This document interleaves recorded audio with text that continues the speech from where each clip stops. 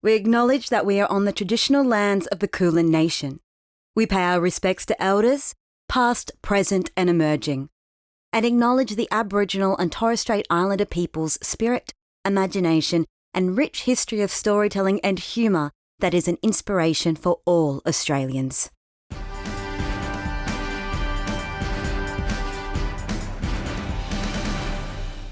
Hello, welcome to another episode of The Bearer of Weird News. I am your host, and as always, the suppository of all wisdom, Matt Harvey. Now, this episode we are partnering with International Day for Universal Access to Information, which presents an opportunity to discuss e-governance and artificial intelligence with a view to assuring the right to access information. Of course, this year's big sponsor for the event is Google. Google are very interested in the right to access information. Your information. They want it at any cost. They will pay any fine, bug any website, all to get that precious data. Google, don't be evil. But if you're going to be evil, at least be discreet about it. We're also partnering with International Day for the total elimination of nuclear weapons. Poorly timed day on the back of the Barbenheimer phenomenon exploding into cinemas in the last month or so. Or is it just a piece of psyop marketing from the Mattel company in order to distance their surprisingly fun My First Feminist Corporate Starter Pack version of revolutionary representation, where the CEOs actually help you solve problems rather than doubling down and making them worse? You decide! And of course, finally, we are partnering with International Translation Day to celebrate. We will be translating this episode into multiple languages. So this is a slow process, of course, as I'm the only one on the team here, and I'll not be able to pay a professional to do it. So we'll be attempting to translate it using nothing but the Rosetta Stone and some gumption.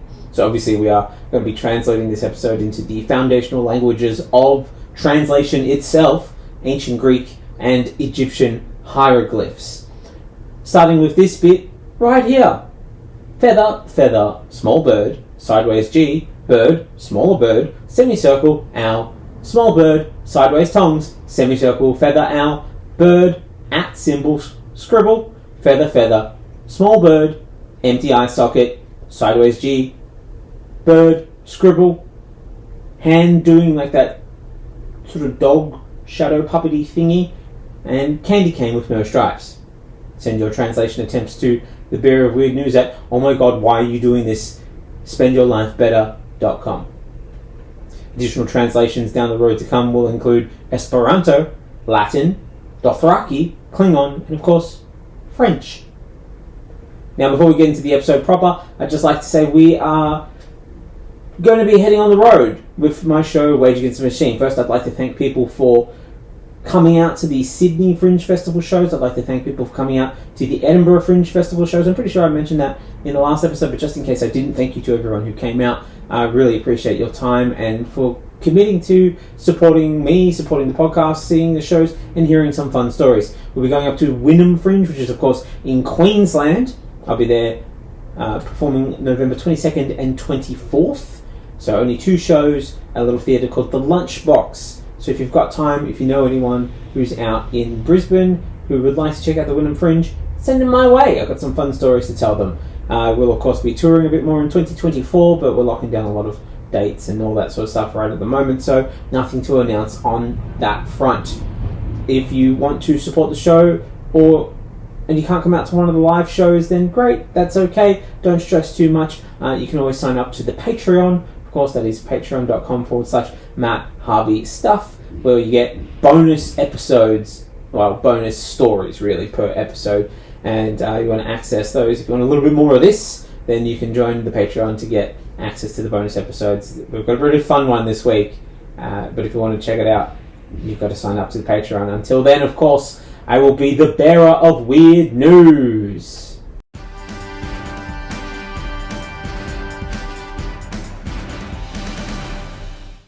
We're going to be starting with the headlines as always. Dymocks, the bookseller, has confirmed details of 1.2 million customers have been shared on the dark web in a data breach. Now, upon hearing the news, Buyers of the 50 Shades trilogy are desperately trying to get enough money together to change their identity so that they can't be identified for crimes of passion against literature. Even more amazing, Dymocks are leaning in, calling this their brand new customer engagement program. Nobody calls more often than someone who's desperate to hear back from you. Sign up for Dymocks Customer Rewards. All you have to do is buy a book. We'll get your details. And so will everybody else. Elon Musk has predictably suggested that all users of the app, formerly known as Twitter, may have to pay for access to the platform, lest it be locked behind a paywall. Looks like Twitter has finally become a proper representative of false information, that it can now confidently put up a paywall and force people to pay to receive the circle jerk of confirmation bias that they are used to getting. What is traditionally known as the Murdochification of access to bad news. Woolworths has reported a record $1.62 billion profit on food inflation, and you too can make billions this financial crisis by simply using this one trick: holding families hostage by charging way too much for their basic necessities. A woman from Northern Ontario said she had no idea why a box was delivered to her home containing more than 1,000 Trojan condoms. 1,000 Trojans unexpectedly found inside a special delivery. Why do I feel like I've heard a story very similar to this before?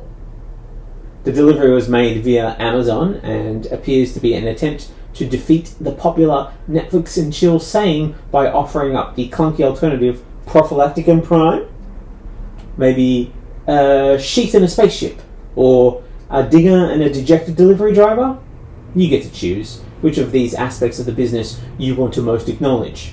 In discussions about tracking climate change, Prince William has warned against doom and gloom, saying a dose of realism was important. People whose houses have burned in climate change-induced fires or were flooded in climate change-induced floods were relieved to get this much-needed advice from the family whose carbon footprint is greater than the entire country of Greenland. Out of habit, of course, he followed the talk by moving the Andrew, formerly known as Prince, to a new remote location where he can't do anything to undermine the family, because that's usually how they solve their problems. French President Emmanuel Macron is extending an olive branch to video gamers after previously blaming computer games for the rioting in France earlier this year. Macron backpedaled the statement, saying he was sorry when he realised it was video game operators who run the military drones and now wouldn't even be able to retire for a few years more because of him and his actions. A company that makes chastity devices for penises that can be controlled over the internet exposed users' email addresses, plaintext passwords, home addresses, IP addresses, and in some cases, GPS coordinates due to flaws in its servers. While this at first seems like a mistake, this was actually part of the premium subscription package, where you get to give over control to a complete stranger and can only get the device unlocked if you agree to pay the extra $1,000 to the company and a bonus on top of that to your controller.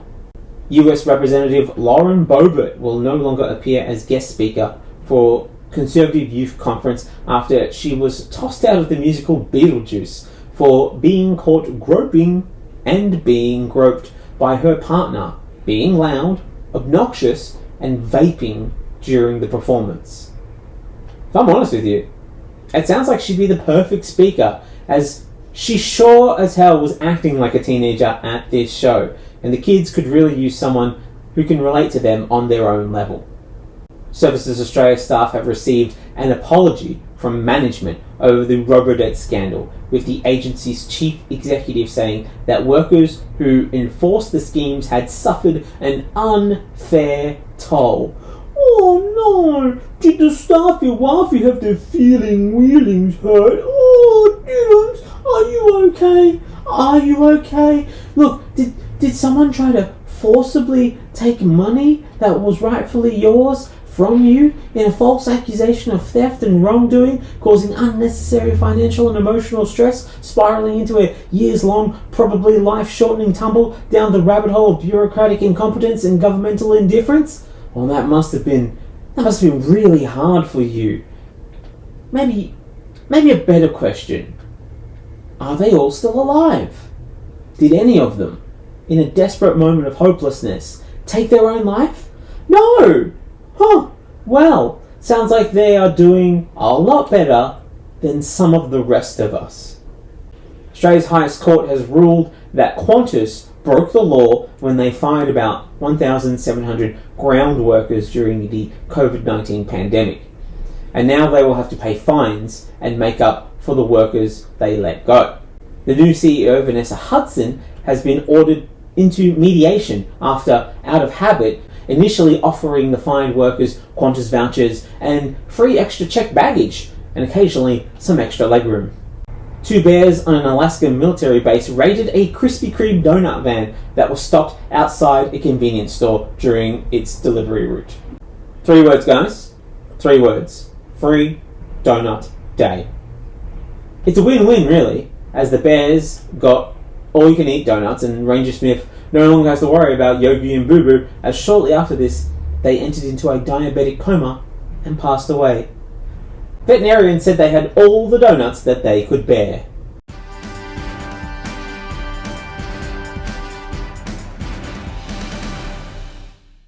That's the end of the headlines for this week. We're going to head into the bigger stories. First up, drug economy news. We start this episode in Colombia. Did you know that they have a family of wild hippos in Colombia? And as of 2021, the offspring of hippos, once owned by the Colombian drug king Pablo Escobar, can be recognized as people or interested persons with legal rights in the US, following a federal court order, despite the order not carrying any weight in Colombia, where the hippos actually live. Isn't that fascinating? The US is a wild place. I guess that's why they demonize South America so much. So people won't look too closely at them as a country who makes wild and crazy decisions about the legal status of hippos in another country.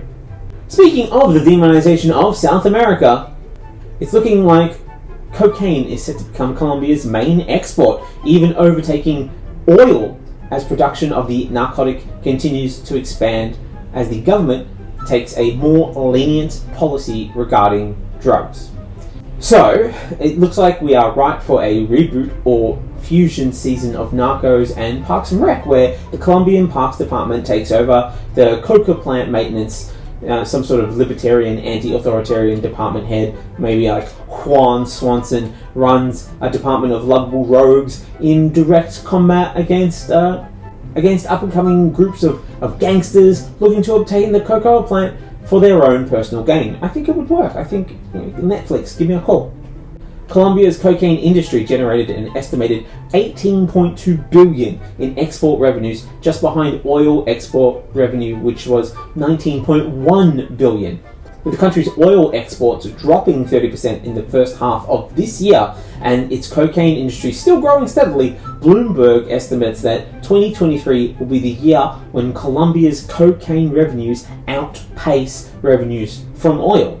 It's the highest levels since 1991, or as it's better known, Narcos Season 3.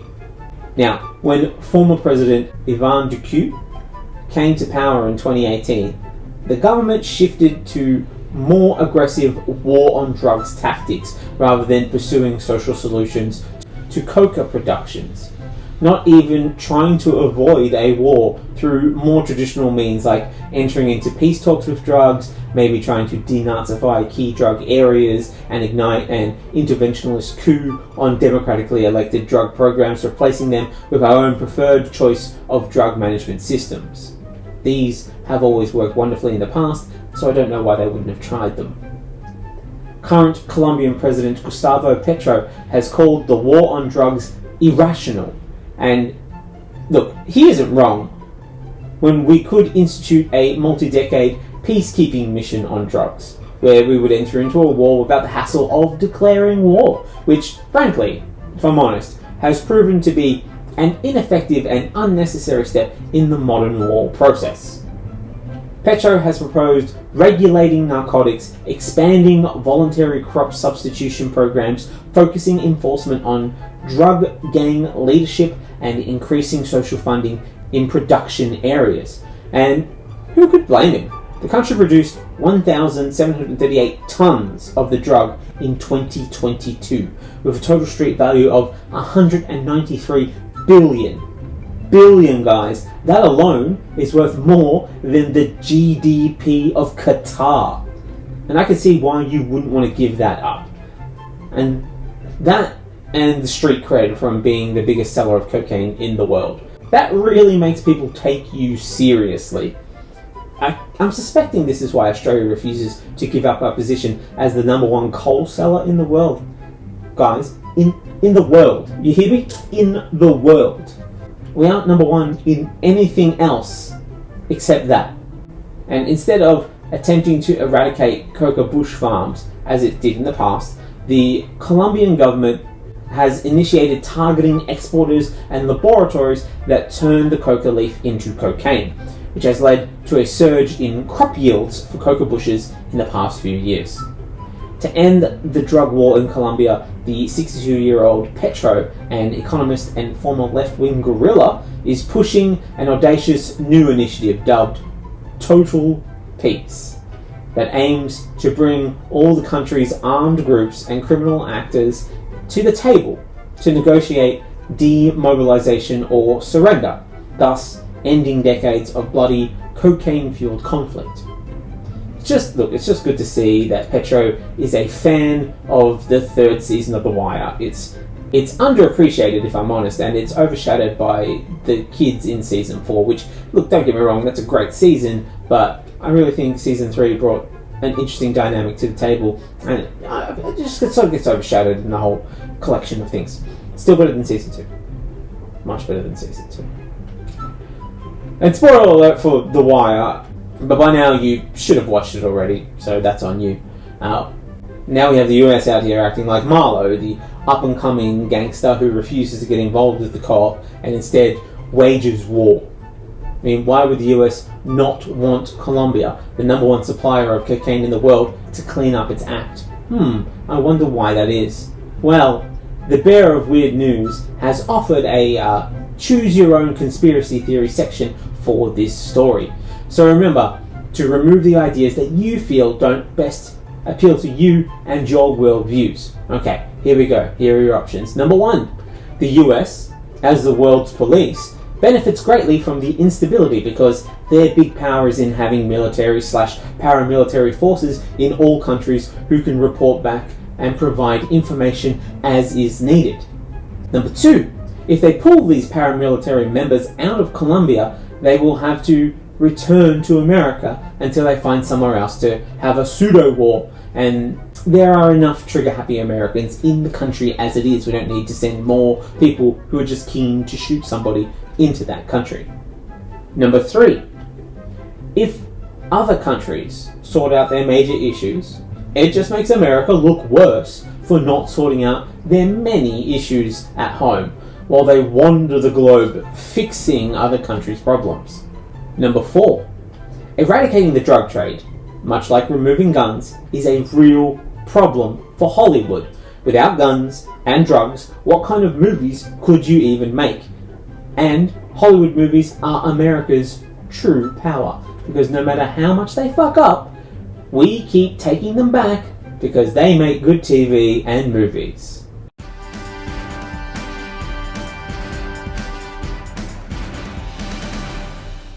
Moving on now to RoboCop news.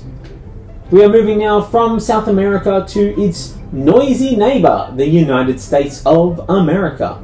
America is again straddling the line between being itself and being a parody of itself, as it is looking at guns and robots, the key ingredients in making a RoboCop. How close are we to making a RoboCop? Is it close? A coalition of Massachusetts lawmakers, civil rights groups, and robotics industry leaders are coming together to support a bill that would make it illegal to outfit robots with weapons. Alright, so, okay. This is a good story. Don't worry, guys, this is a good news story. A good news story from America, which is pretty rare these days. Pretty rare. Where's John Krasinski now if you have good news stories, huh? I mean, look, it makes sense. They have been creating most of the media that we base our fear of robots on over the last few decades. So, best live up to the lesson that you've been trying to teach us over and over again. Don't give robots access to weapons. Problem solved! Quicker than normally. Can we play the news theme? Play the news theme. No? We don't seem to be playing the news theme. Is there more? Is there more to it? Don't tell me there's more. Oh, I don't want there to be more. There's more to this. Okay. What have they done wrong? Ooh. Okay. The bill, filed by State Representative Lindsay Sabadosa and State Senator Michael Moore, not that Michael Moore, would prohibit the manufacture, sale, and operation of robotic devices or drones that are mounted with a weapon. The legislation would outlaw the use and sale of weapons-mounted robotic devices. It would also ban the use of them to threaten or harass people and ban the use of them to physically restrain individuals. Those that violate the laws would face fines ranging from $5,000 to $25,000. That sounds pretty good so far. What am I missing? There it is. The US military and its contractors would be exempt from the new laws. Yay. Yep. It's them. They're the problem. Oh, look. And there's even more. Seems law enforcement officials disposing of explosives and private companies testing anti-weapons technologies would also be exempt. I mean, if one group has proven it is responsible, well-behaved, and not driven by hard, ingrained systemic issues that drive them towards the oppression of particular members of society over another, it's the US police and military. Frankly, I can't think of a more restrained group except maybe a rabble of zombies who've just crossed the threshold into Frank's big brain storage and fresh brain emporium. Those guys would be extremely restrained. This does sound like a potentially spiraling pit of doom, a Pandora's box of ham-fisted foreshadowing hubris that will play out as expected and prove to us we weren't cynical, but we're a societal Cassandra, doomed to never be listened to despite always being right. But this is good. I was beginning to worry that I'd die a death that wasn't meaningless, accidental, or preventable for a moment there, and what is the point of life if I don't get to have it cut tragically short to further my causes? Did you think that I'd be better off spending it living a humble existence of humility and happiness? Maybe raising a family of well-looked-after children to go on to live their own humble lives of humility and happiness? Buddy, seems like you don't understand politics. Everything is an opportunity to further my cause. The bill contains a requirement for law enforcement officials to obtain warrants before using robots to enter private property or conduct surveillance in situations where a warrant would be necessary for a human officer engaging in that work, which already puts them ahead of corporations who will use their loyalty cards, in-store cameras, and online cookies to invade every aspect of your life, creating a complete profile of you which they will then give to the police for free, negating the need for police to actually do any monitoring of you in the first place, let alone getting a warrant. Because once they've formed a profile picture of you, they can send in the Robocops!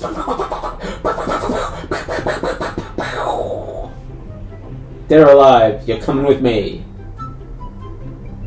Americans were torn on the matter, as all Americans want the right to not die by clearly preventable means, but they've also realized that restricting the rights of some robots to freely carry guns was a blatant violation of the Second Amendment, their unalienable right to die by hubris.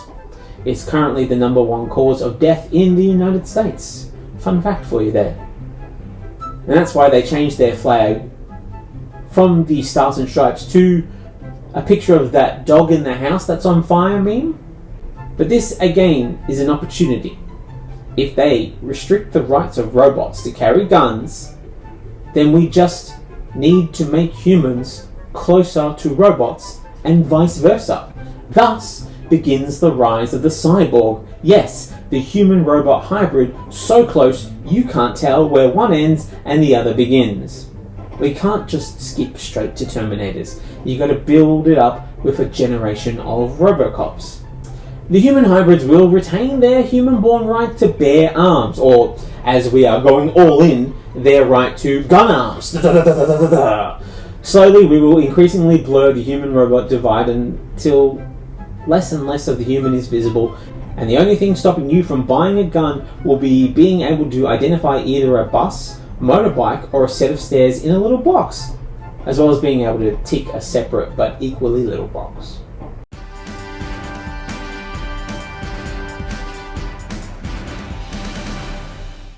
Moving on to stepping down news. Former Prime Minister, man who still surprisingly has his job, and man waiting to score that sweet, sweet advertising deal for Engadine brand adult diapers, Scott Morrison, has shown his face again, this time in Perth, as he told a Perth congregation that the Christian journey is not a linear one, warning of an increasingly hostile world in a sermon that he gave, revealing the secret truth that at least his brand of Christianity is not even a little bit interested in going forward in time. No, they want to go backwards in time, which does make a lot of sense as they are somewhat obsessed with covering up and changing the past. They spend so much time manipulating the past that they keep forgetting to check in on the present and what's happening right now. Morrison praised the virtue of faithfulness, saying that God has a way of reminding us who's in charge, and it's not us. Thank God for that. This statement of his belief in humanity's limited agency over worldly affairs actually explains a lot about the way that he sees the world and operates within it. He successfully failed his way to the highest job in the country, taking virtually no action to show that he was capable or worthy of a position of responsibility, and yet he achieved it anyway. Which was reflected a lot in his Jesus not only take but keep the wheel steady as we drive towards this brick wall of destiny as God has determined form of leading the country. Sure, there is a theoretical brick wall ahead of us, but to be honest, we haven't crashed into it yet, and I'm very confident, with God's help, we never will. These brick wall alarmists need to take a long, hard look at themselves and think about what is best for the country. Now, the most interesting part of the sermon was the bit during which he claimed that he stepped down as Prime Minister. Oh, I'm sorry. Are we calling incredible amounts of incomprehensible neglect and destructive fuckery leading to a mass exodus of confidence from the party so behind on modern ideas and practices that they still think great hydrogen balloons will be the next great innovation in technology, and are wondering when the Titanic will finally make port in New York, as it's been a hot minute, right? That you got voted out in a vote so catastrophic, even Queensland voted in members of the Greens. Are we calling that stepping down now, are we? Interesting. In that case, I'd like to do what history has failed to do, and take time to thank Osama bin Laden for stepping down as the leader of Al-Qaeda, all of Vladimir Putin's political opponents for stepping down from trying to defeat him in a political arena, and for the human race for stepping down from trying to control Mother Earth as she goes through a form of planetary menopause and experiences a few hot flushes rather than persisting with this mass special delusion that we call climate change.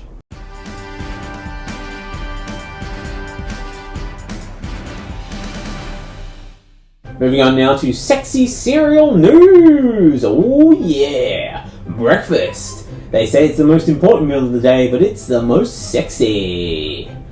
And if the people in the following story are correct, it could be the most important meal of your eternal soul as well.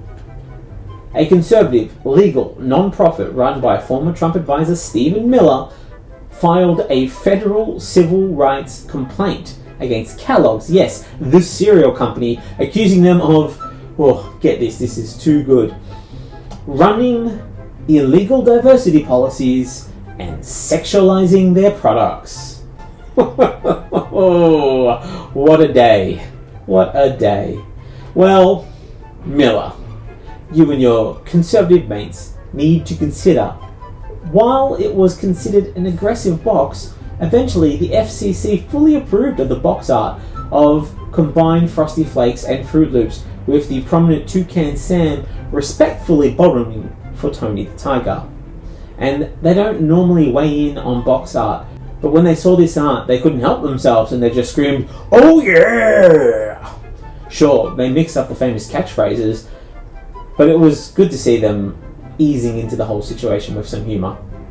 While this was just another empty, meaningless attack on one of the 1,000 fronts of the culture war, and will be forgotten within days unless something particularly funny comes from it, like Ben Shapiro doing a 20-minute monologue on how things have gotten out of control and he doesn't understand how anyone can find cereal sexy, and he tried to fuck a Fruit Loop once, but it was just dry and unpleasant, so no different to his regular sex in his experience. This is particularly great if you don't know your history. See, Kellogg's was famously started as a company by two guys, W.K. and John H. Kellogg. Well, turns out old John Harvey Kellogg, the inventor of cornflakes, did not care about profits. No. For him, cereal was not just a health food. He believed a diet centered on bland foods like cereal would lead Americans away from sin. One sin in particular, masturbation. Yes, cornflakes is a psyop to get you to stop choking your chicken. It's hardly a surprise the first cereal box had these drooping flowers on them. This is the ideal position your penis should be in, according to John Harvey Kellogg. If your flower stands, the cereal needs to be more bland. I think that was their first catchphrase for cornflakes. Though, obviously, this failed, and with Kellogg out of the way, they knew that they could make fun of him by putting a giant cock on the box. And this is what happens when you refuse to learn your history, guys. You end up saying something stupid.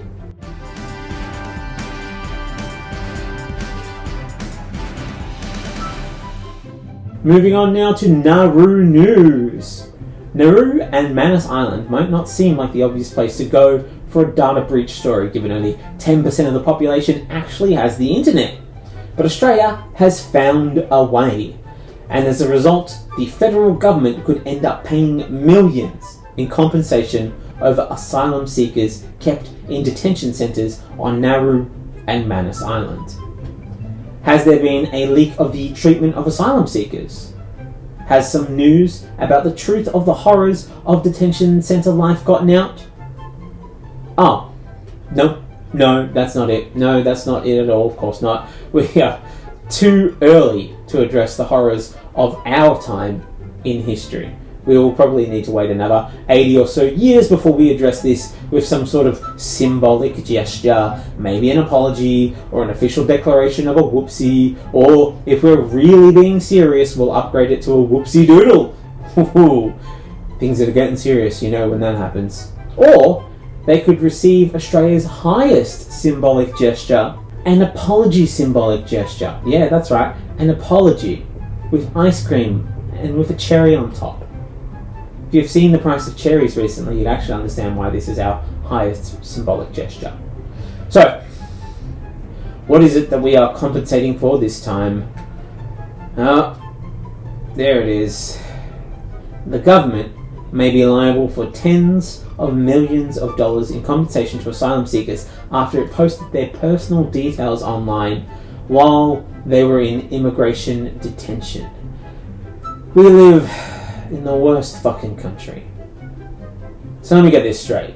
We took these refugees, forced them into an island prison detention on the false pretense that they might be terrorists or some shit, tortured them, restricted access to journalists and the internet for fear that they would expose us for what we were doing, an act that ironically would have saved them from having their details stolen by corporations in a big data steal of 2000s, only to save the corporations and foreign government trouble of hacking us by just leaking the information ourselves, resulting in information being used in some cases to allegedly threaten asylum seekers or persecute and even jail their family members.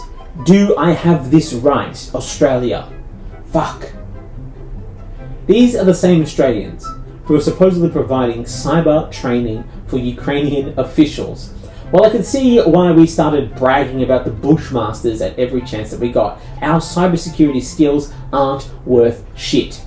Now, granted, most of that training was just teaching the Ukrainian government how to throttle its own internet speeds, fail to implement a successful high-speed internet rollout, and where to get a leather jacket that says, I mean business. But that last one is the most important step, and you can't even think about doing the rest until you find yourself a sweet leather jacket that says, I'll fix your internet security problems simply by whacking the side of this motherboard and yelling, Aussie, Aussie, Aussie, Nearly 10,000 asylum seekers have had their privacy breached, nearly a decade ago now, but it seems only those who suffered extreme loss and damage will be eligible for the more than $20,000 in compensation. The total cost of the Commonwealth could run into, as I've said, tens of millions of dollars, even though not all of those whose privacy was breached will be allowed to claim compensation, a method that we have come to know as the Robodebt compensation maneuver, where you reach high and hard and you do as much damage as possible and hope that when the compensation inevitably arrives, you'll only be forced to look after a small percentage of the people that it's fucked over. It's a risky play, but it seems to have paid off for multiple governments now, and I expect we'll see it again in the future. The information of 9,528 asylum seekers, more than 2,500 of them children, was available online for 17 days and accessed more than 100 times, including from addresses in China, Egypt, Pakistan, from masked anonymous locations, and from Russia. The very Russia we are offering cybersecurity protection from to the Ukraine. We've rolled into Ukraine like a conman Harold Hill from the Music Man musical, offering up music lessons that we are not qualified to teach, with the greatest gift of all being this lack of actual help in the war has dragged out the length of the war and helped drive windfall profits to our mining sector, which seems to be the only grift we know how to pull, filtering ever-increasing amounts of money into the coal industry. So to help Australia learn how to better give lessons on cybersecurity, we here at the Bearer of Weird News have compiled our own list of top tips for cybersecurity, which we are offering to both the people of the Ukraine and the Australian government for no cost. We're just that good. We simply ask, in return, that maybe you loosen up some of that public funding and put it towards the arts. In this case, the art of talking bullshit about the news. Us. We're talking about us. Okay, so here we are. The Bearer of Weird News top tips for cybersecurity. Number one, of course, the most obvious one. Invest in a VPN. As of May 2016, Australia held 1,193 people on Nauru at an estimated per person cost of $534,000 a year. A huge spend. Huge. It's more than they spend on the Prime Minister. We spend all that money and we didn't even shell out for a VPN. I hear that they're just giving away discounts to those things. You could use a new one every year and never run out of YouTubers to give you some sort of discount code. By the way, if you're looking for a VPN, you can get one from Bearer of Weird News brand VPNs. Just put in the code government money for a discount. Number two, check if you've already been involved in a data breach. Now, are you a government of a nation? Is that nation notorious for having slow Wi-Fi and once lost a bunch of sensitive information when they caved away in a filing cabinet? If you answered yes to any of these questions, you need to spend a little more money on keeping secure information. And this is a crucial word out here: secure. Number 3. Check the strength of your passwords. There is nothing internet nerds love more than to remind people the importance of a password nobody can remember without a brain that can remember the first 20 digits of pi. And don't dare repeat it anywhere to any other platform. Every one of them needs to be unique and distinct. A quality password can be the difference between local news and international news. So we need to change all the passwords on Nauru from "Thanks for the cash, Morrison12."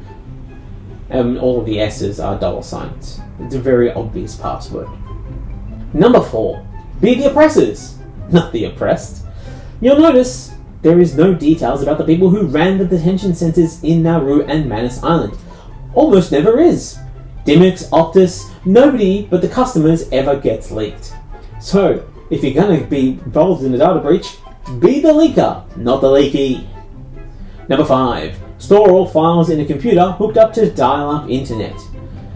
Upload speeds are pretty terrible in Australia, but even Australians get hacked. You really need to dial it back. Literally, take inspiration from George R.R. Martin, who writes his Song of Ice and Fire books on an old Commodore 64. So hard to access, even he doesn't seem to be able to access the files so that he can finish the books. So it's old technology to the rescue. We will use the old copper to the node method, where the high-speed cables go right up to the node, and then they get throttled by ultra-low speed boxes that slow the internet right down to the first days of internet. Nobody's going to get enough information to fill a floppy disk, let alone a whole drive of secret files. Number 6. Just don't have files. Every time that information is needed, you just make up a batch of fresh numbers and names. There is no continuity on a system with no memory. If everything is leaked, it won't matter. It's all made up anyway. It's just formalising the way the governments run a lot of their grants programs and expanding it to its logical end.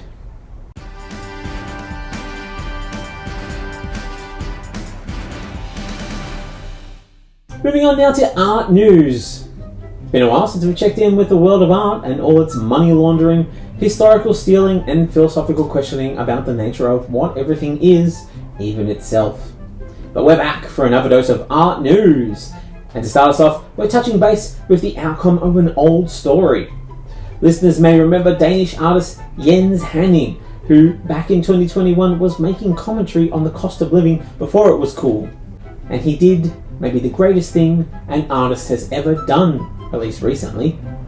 He turned in 2 blank canvases titled "Take the Money and Run," in reference to being paid 532,000 kroner by the museum to replicate his own art pieces, an average Danish annual income and an average Austrian annual income. But with a twist! This time, it was a different currency! The aim being to depict the average annual income of a person of these countries. Well, he has now been told to repay the roughly $75,000 that he was paid to create the work. Do you, museum, honestly think this artist still has this money? Honestly, do you know how little money there is in art? This wasn't even a high income. This was the average income. And we are living in a global cost of living crisis. Sorry, we are living in a global working class cost of living crisis. That's much more accurate. Obviously, the rich are still doing fine. Except Elon Musk, who seems to be really desperate for money because he's thinking of charging money for a worse version of Twitter than the one that he bought. Feels like the previous owners of Twitter did their own version of the take the money and run long con, where they made Elon Musk feel special on this one social media platform and convinced him that it was good and that he should buy it. Genius. That is a real piece of art right there. Gotta respect the hustle. But back to the story. Hanning told Danish broadcaster DR in 2021 that Take the Money and Run was inspired by what he saw as insufficient payment. He said recreating the pieces as intended would have required him to fork out about €3,300 or about $3,500 in today's money from his own pocket. I think we found the problem, guys. Our old friend, the cost of living crisis, rearing its ugly head to widen the divide between the rich and the poor, and then blame the poor for not working hard enough, while congratulating the rich for kicking them while they're down and having the foresight to take their wallet while doing it. Hanning came in confidently when he handed back the blank canvases, explaining that this was the work, saying, "I encourage other people who have work conditions as miserable as mine to do the same.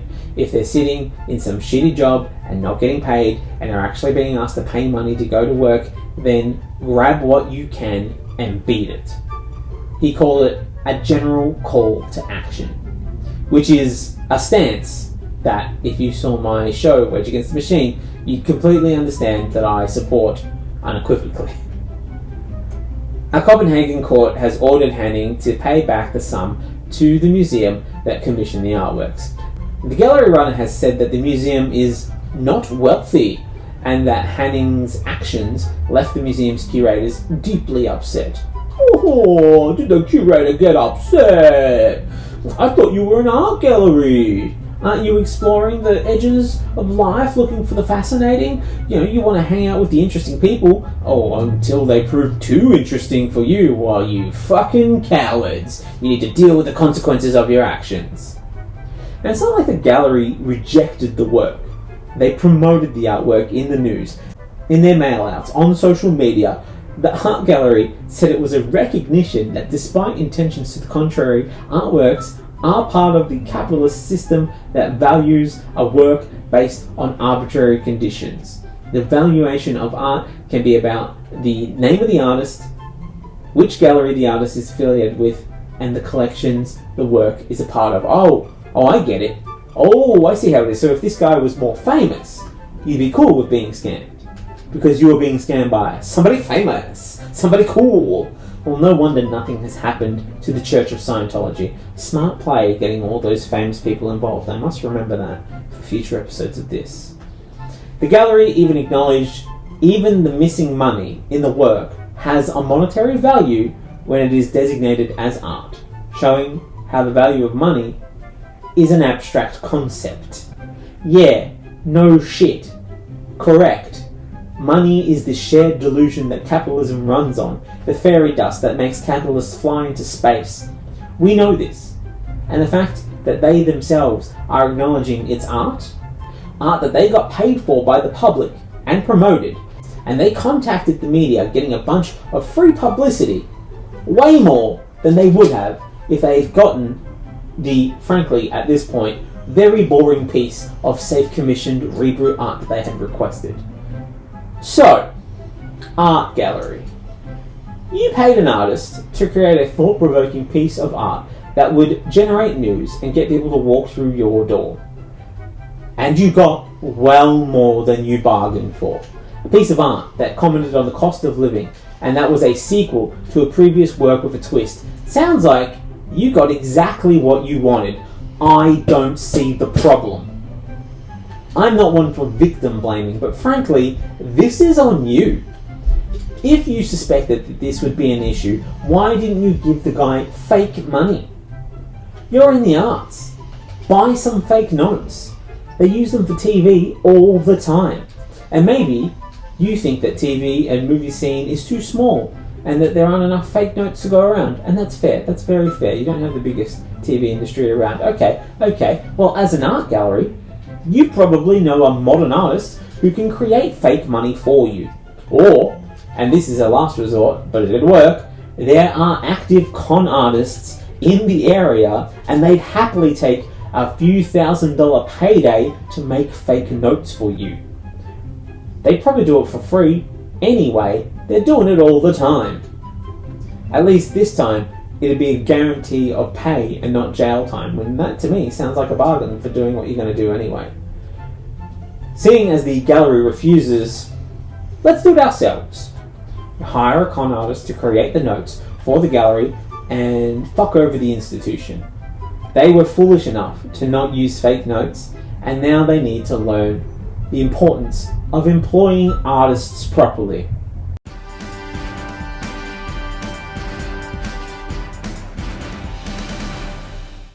Moving now to space drug news. Space, the final frontier. These are the adventures of the Drug Lab Enterprise, its 5-year mission to explore strange new drugs, to seek out new highs, and classic shower thoughts like, well, if the universe is everything, and the universe is expanding, then what is it expanding into? What's this about drugs in space? Did we discover some kind of space toad that we can all lick? No? No. Of course not. It's never a space toad. Why is it never a space toad? Alright, what do we got? The US Air Force has denied a request from VADA Space Industries to land it in-space manufacturing capsule at a Utah training area. Or, as Gizmodo has delightfully put it, Space Drug Factory denied re-entry to Earth. Perfect. Perfect headline. You got my attention, Gizmodo. Alright, so this drug factory is a capsule launched into orbit which autonomously grows crystals of the drug ritonavir, an antiviral medication used in the treatment of HIV. To help cover the cost of development, they were making a little meth on the side, of course. The cost of living is getting really high, and they aren't made of life-saving HIV drugs, you know. Sometimes you gotta sell a little on the side just to make it by.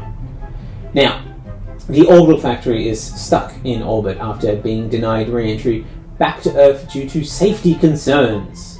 The US Federal Aviation Administration didn't grant the company permission to re-enter Earth's atmosphere. A spokesperson from the FAA said the company's request was not granted at this time due to the overall safety, risk, and impact analysis. The Federal Aviation Admission staff have seen all the Alien films and seem to have learnt the lesson that none of those characters seem capable of learning. You don't just bring back space stuff to home, do you? You don't. Be that home your spaceship, or the terraforming base of a fledgling society attempting to make a new planet its home, or your home planet. You don't do it. Only NASA or similar bodies dedicated to science get to drag space stuff home, not capitalists. And that goes double for capitalists, you hear me? Triple for space capitalists. They are the most reckless of the capitalists, and that includes Old Man Jenkins, who went to the trouble of dressing as a fire-breathing monster to scare people away from the abandoned factory so that he could buy it up cheap. He could have gotten away with it too if it weren't for those meddling kids, you know.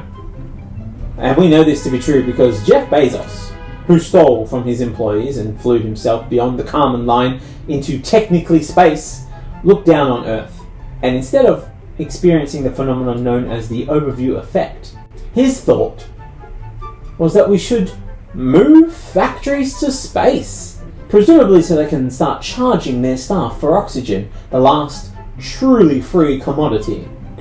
And this is just the beginning. Look, in 2031 the ISS will be decommissioned, plunging into a bigger watery grave than Leonardo's ghost on the deck of the Titanic, screaming about how much room the selfish Rose had on that door and how they were going to have a real talk when she showed up in the watery afterlife. After this plunge, NASA will rent space on the commercial space vehicles instead, which is great because companies heavily vested in producing off-world are pushing the narrative that the number of products produced in space will ramp up by the end of the decade, since they will no longer need to go solely through the ISS to get to space. And you should invest early, okay? Get in on board with that. This isn't like those other investments, those other shady investments like NFTs or cryptos or speculative markets that will leverage the power of celebrity to overinflate their value and have the initial investors leave, taking the initial rug that we built it all on top of with them, leaving the rest of us to attempt to keep all of the items previously on the rug now flying in the air in the exact same positions that they were in before the rug was moved or pulled, at least until we could convince someone else to hold them in place for us like a cave that only can be exited if someone else enters in some sort of children's fable. They'd never do that to you. Not with space. Plus, how nice is this rug? Don't you just want to put some of your valuables down on it and turn your head in the safe knowledge that they are placed on the safety of the rug and that rug will never be moved? Come on, get on board. After all, the more privately owned shuttles in space, the larger the opportunities for off-Earth factories. Granted, the part that they have yet to figure out is once they build these off-world factories, how they will get the children and immigrants being intimidated with deportation to work in them for pennies on the dollar up there. Also, the making of child-sized spacesuits, as no government has spent money on such a thing yet, so the capitalists can't just take the government's existing publicly funded research and pass it off as their own work, at least not yet. But a libertarian capitalist loves nothing more than a challenge they can just cut corners on, but this time in space. It's going to be like the Titanic submarine all over again, but in space! And with children and immigrants. Plus, it's going to be increasingly important to move the factories off-world. The planet is becoming way too hot for a standard sweatshop. People will die before we can even train replacement workers, which will drive up the prices of fast fashion and cheaply made replica products. That we sell for a premium because they were made in space. Also, do labour laws even count in space? Who could say? Who could say? Maybe they don't. Maybe they don't. Only one way to find out. Build a factory and bend some of the laws until we figured out exactly how flexible space makes some of these rules. We'll call it an experiment. Maybe we can get some government funding. Don't worry. The cost of oxygen will be fair. Market driven. And we won't even add surge pricing when the demand is high. Like when people are working extra hard, which you will be doing all of the time. Plus, in your fancy spacesuit, you won't even need to take toilet breaks, so productivity will be through the roof.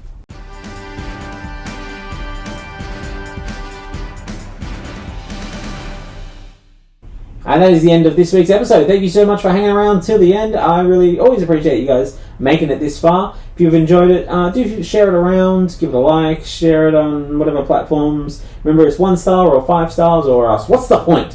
And if you want to support the show, you can either sign up to the Patreon or you can come see the live shows. I am touring not the Bear of Weirdness. I am touring Rage Against the Machine next year in a bunch of places, still yet to be determined. For those of you who are part of the Patreon, come and check out our bonus story. It's going to be on Murdoch and his retirement. Fun times. The rest of you don't get to hear that. But if you sign up to the patreon.com/Matt Harvey stuff, you can suss that out. Until then, thanks so much, and goodbye.